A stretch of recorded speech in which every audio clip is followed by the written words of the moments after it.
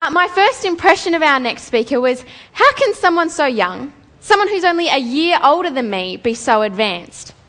But Carly Crutchfield has a get up and go get 'em attitude. And there's nothing that Carly couldn't do if she put her mind to it. I'm absolutely certain of that.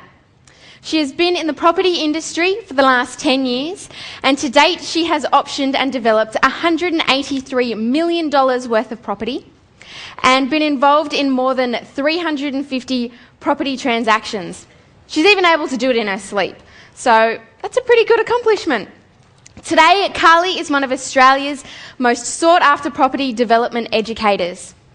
Carly has spoken to more than 10,000 people, but she's only making her debut on the 4-day seminar stage today, so you need to make her feel very, very welcome. Please give her a huge round of applause for Miss Carly Crutchfield.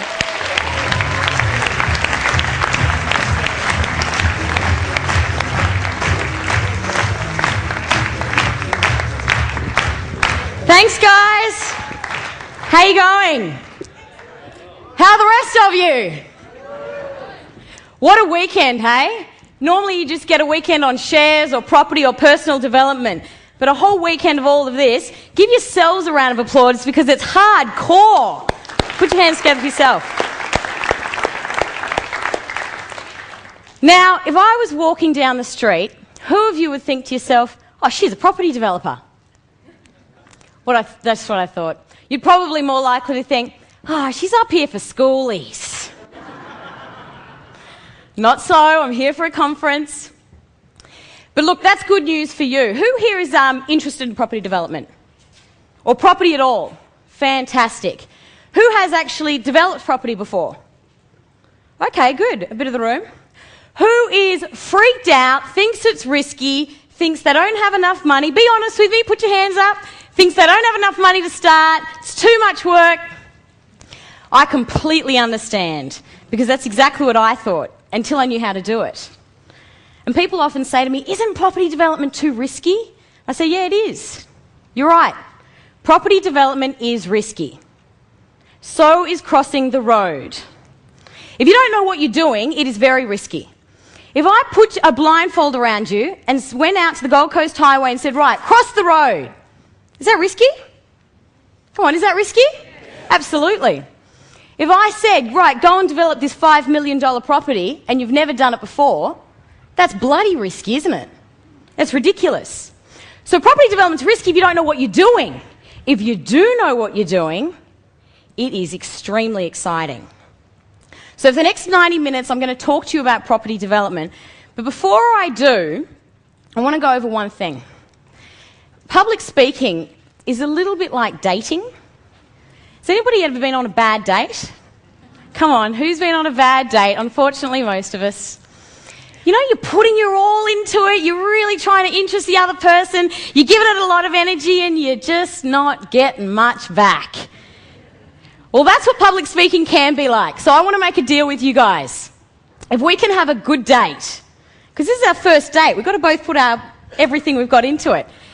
I will give you as much as I've got. In fact, I'm going to give you about 2.5 hours worth of information in an hour and a half.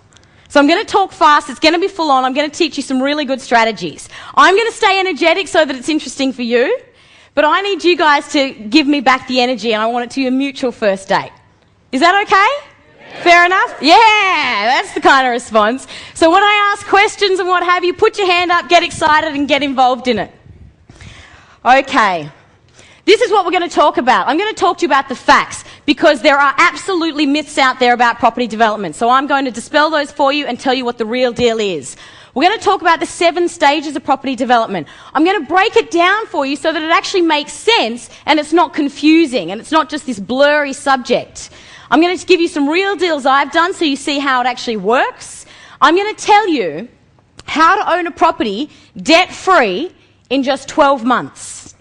Who would like to have a property in 12 months with no debt? Fantastic, I'll show you.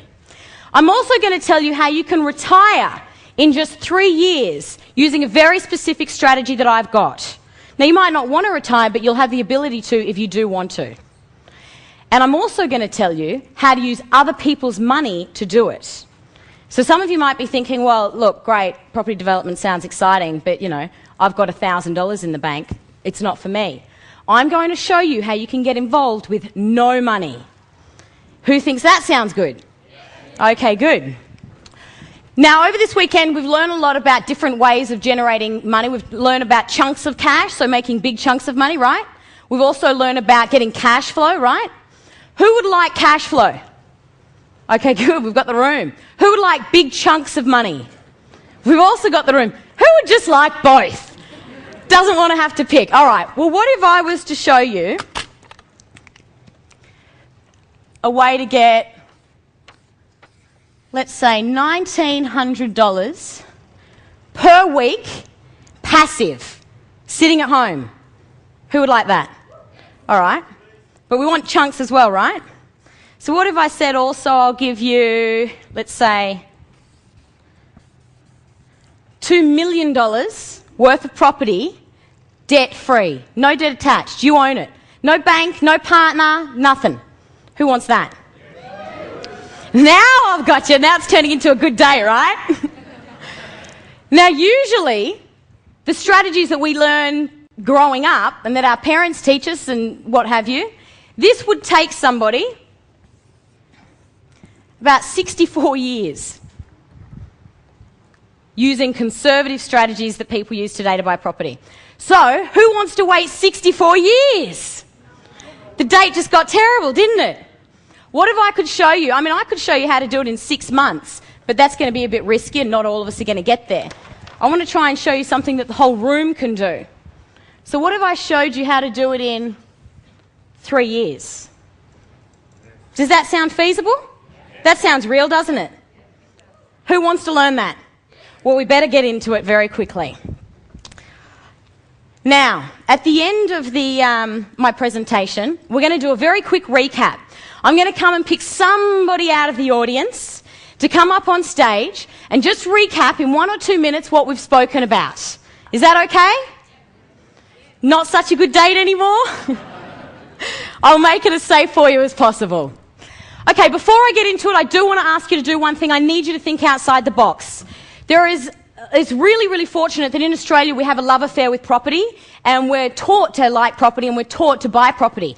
Unfortunately, the way we're taught to do it is to go out, buy a house, your castle, pay it off for 25 years and one day you'll own it. What a bloody ridiculous idea. It's just ridiculous. My parents did it.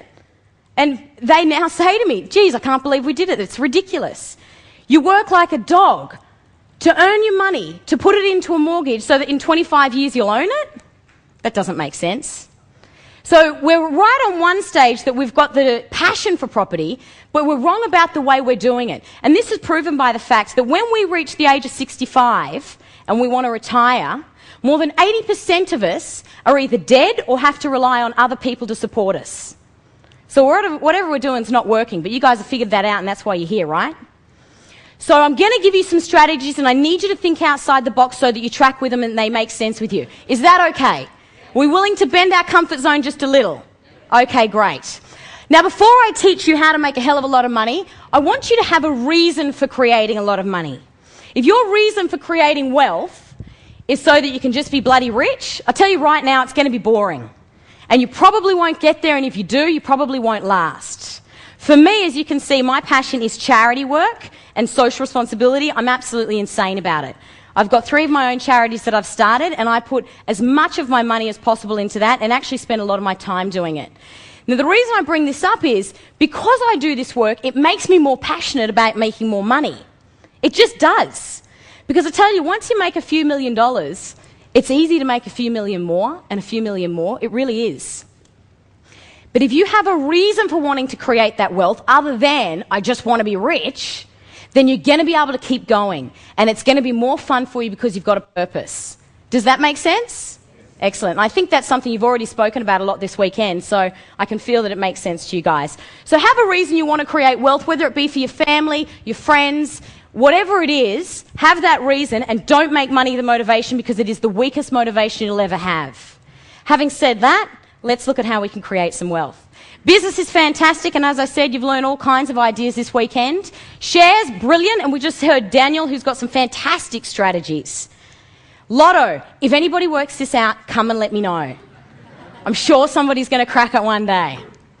And property. Now, this is my personal favourite. It's what I've done very good at. I absolutely love it, and there is just no end to how creative you can be with it. Like, the days of just going and buying a property, putting down a 10% deposit and paying off a mortgage for 25 years, forget it. There are so many creative ways to invest in property. You know, we just heard Daniel and he was speaking about CFDs and portfolio margins and all kinds of different strategies for the share market, right? It actually is the same for property. If you understand the property market, you'll understand that you can trade it, you can buy it for no money, you can sell it without ever having owned it. You can make millions of dollars in property without ever putting in any of your own money. Property is like anything else. It's a commodity that you can trade. And the more you understand about it, the more creative you can get. And that's why I like property.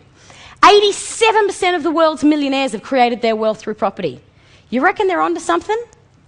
Did you know 161 millionaires are created every single day through property? Isn't that amazing? Every single day. It starts to make it sound like it's feasible for you, doesn't it?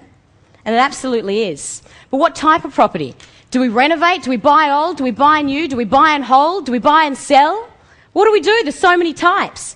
Personally, I like property development or active property investing. There's two types. There's passive and there's active. Passive investing is when you buy and you hold. So you're not doing much work. You go out, you buy property, you forget about it, it sits there, it goes up in value. An absolutely brilliant way to make money. I advocate it, I've done it, and I know a lot of other people who have done it and made a lot of money. What it means, though, is you wait. You don't create.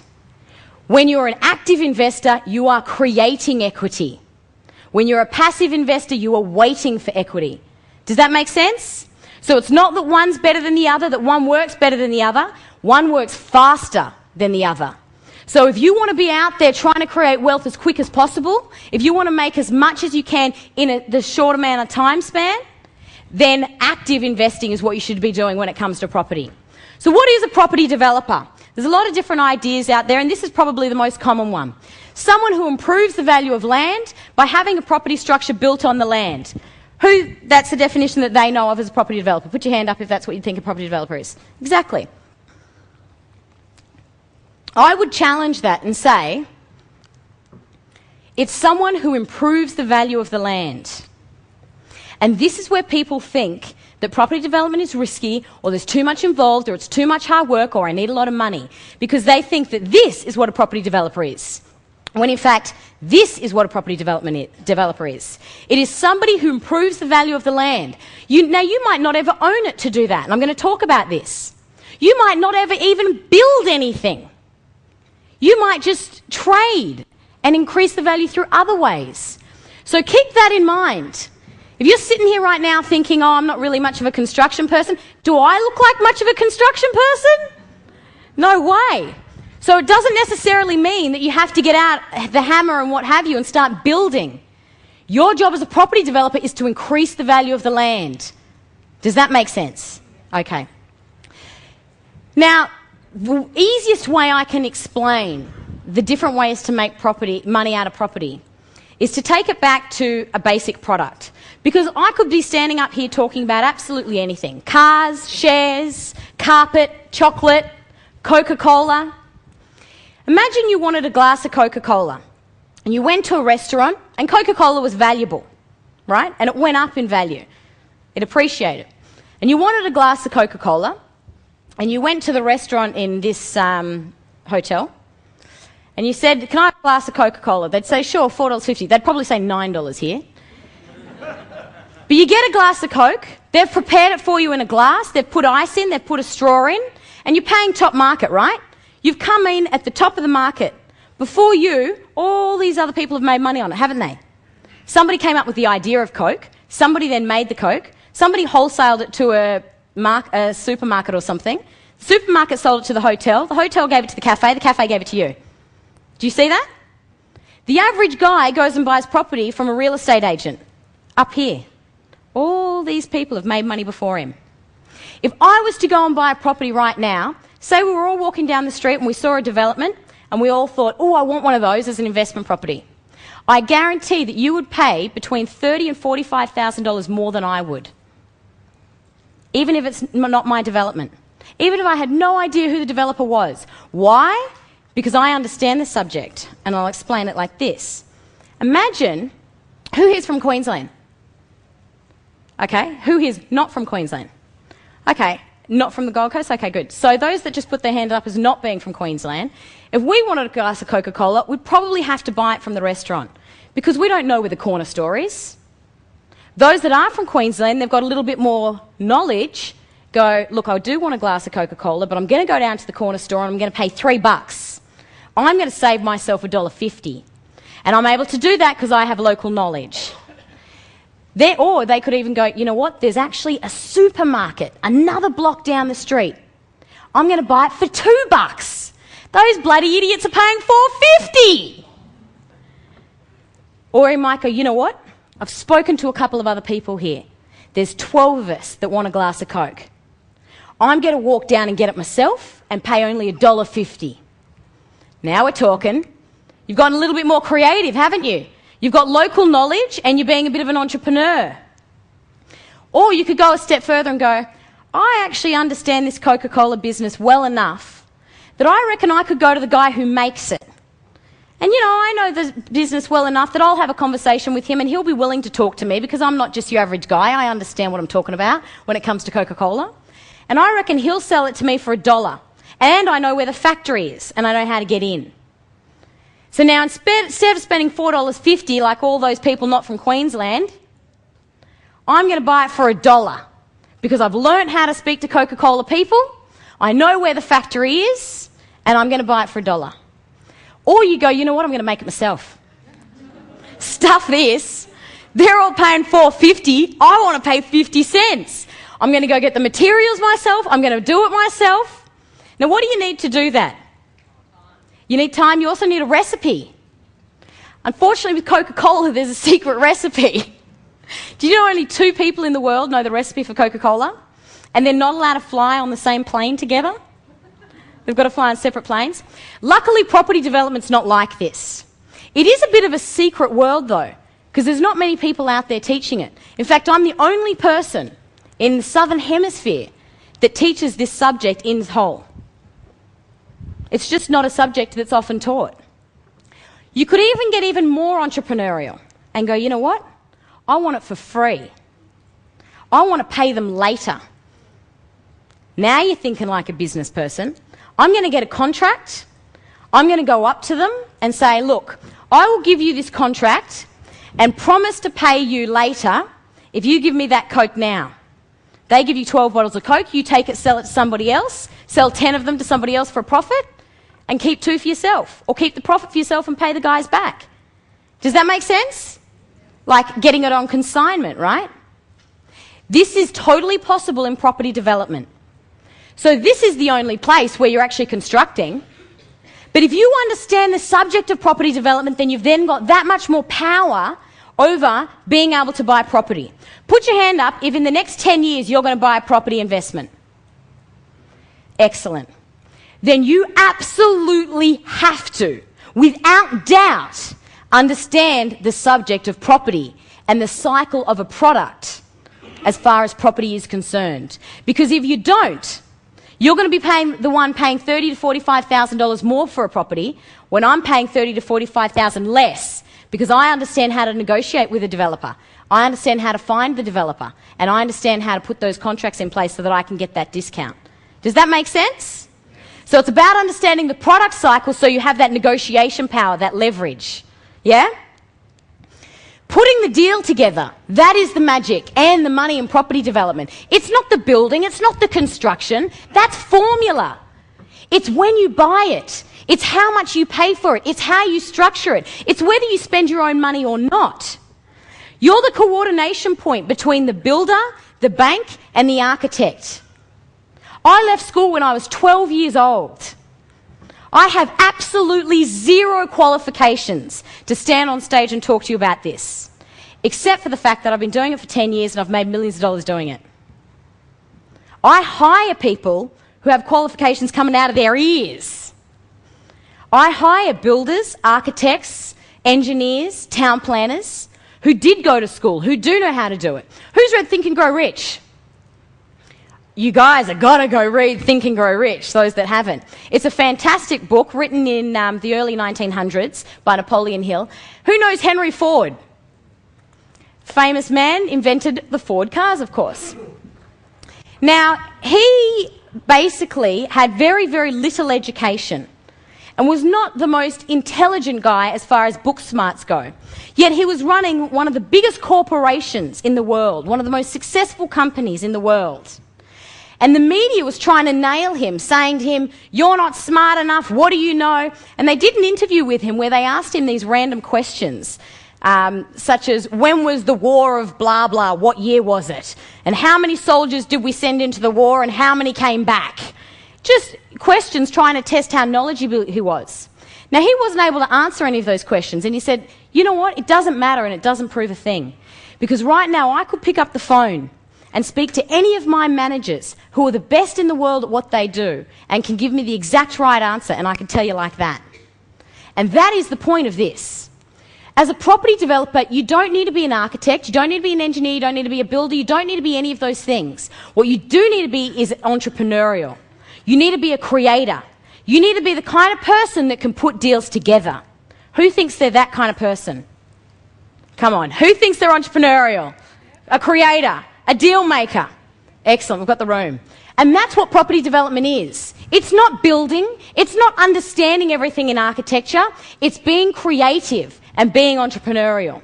There are 7 main steps in property development. You've got to go and find the site. You've got to then do an analysis on the site. You've got to do a financial feasibility.